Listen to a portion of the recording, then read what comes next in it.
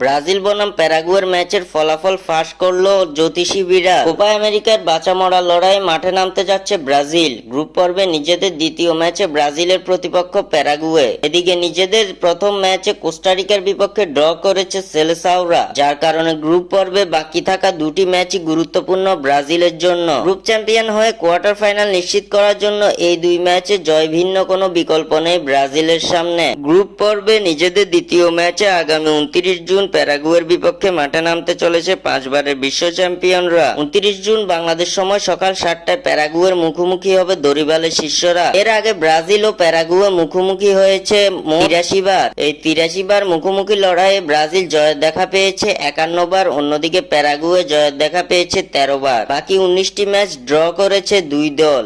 এদিকে এই ম্যাচকে সামনে রেখে ভবিষ্যৎবাণী করেছে জ্যোতিষী বিড়াল।